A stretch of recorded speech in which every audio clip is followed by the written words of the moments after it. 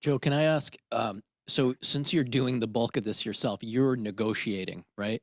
And it sounds like you've had in every negotiation, you're going to have a tough conversation. So you got to know that you're likely going to go work with these guys, and you're talking with the CEO, right? So you got to look like a guy that they want to work with, not just want the product offering.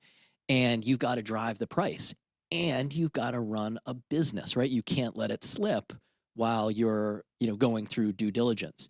So can you talk to us about that negotiation that you seems like you took on your own shoulders? Is that true? Yeah, it was myself, the CFO and the CEO in a room in Chicago in their corporate headquarters, and it was a whole day event that started at 9 a.m. I didn't know it was going to be a whole day event, but I should say that even though at that point I had retained this investment banking group, I thought going to this process that they were going to do a lot of that for me. But because of the company that was looking to acquire me, they or us, they hadn't really had done a lot of significant deals. They didn't want to deal with them. They like outwardly refused to deal with the investment group and slash bank that I had hired to help me with this process. And I just remember saying like, I don't want to deal with them. I just want to talk to Joe, like constantly. So I was the one that was that was having these conversations. So I'm the one that found myself in this room alone with the CFO and CEO on this Halloween day, and the day started with a presentation of showing everything that Cars has and can offer us. And as you can imagine, what's going through my mind, like what are they going to offer me for the business, right? That's Yes, what yeah. I kept thinking. So I was like, I think I even said at one point, guys, like, come on, man, let's like I know where we're at and know all about this business here, but I really want to understand where you're at. So in true fashion of like being any good negotiator, the initial offer came over relatively low, with very quick and I think somewhat fair at that point upside through like multiple levels of earnouts. Like it was obvious that it was a fraction of the valuation that I understood our business to be. This was my first reaction to this, and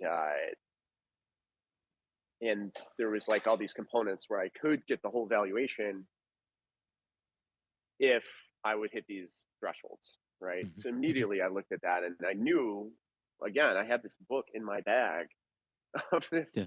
of knowing what the company is worth from a third party. So I felt very confident, and that's one thing I would say is like make sure like when you go into meetings, like and you're negotiating something like this, which is the biggest day of my life, I would say you have leverage, you have something, you have some source, you have some sort of artifact with you that's actually on paper that you're not digging through a computer that you can pull out and have a conversation.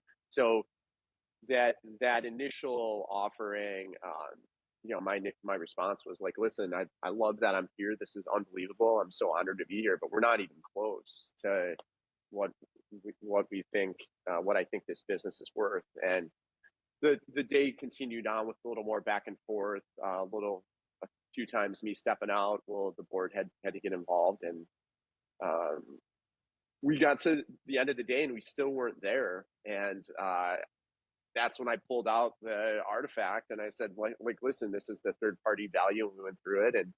And there was also some other competitors I was going to meet with that next week, just out of luck that it just so happened to be like a week later in Florida at this automotive conference. And I think all of those things combined just really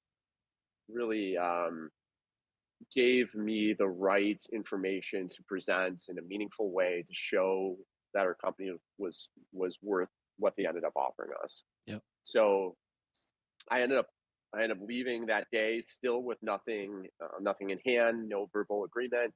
I get to the bottom of the elevator, I get a text message, and it's basically like, "Hey, if we do this, we really want you to stay with this business. You know, we're buying you as much as the company. And my response was, absolutely, I will. And I think that's really important if you're going to say, if you say you're going to do something, to do it and have character. In no way, shape, or form did I think I was going to exit or leave the business anyway. So I leave, I get home, I start trick or treating with my kids. I get a text message. It says trick or treat. I think I still have it, and it says check your email. And I'm walking in this neighborhood. It was a newer neighborhood to us, and I start to trail in the back, and my wife's like, "What's going on?" And I was just like, "I'll be back in a few minutes." I check my email, and the offer's there.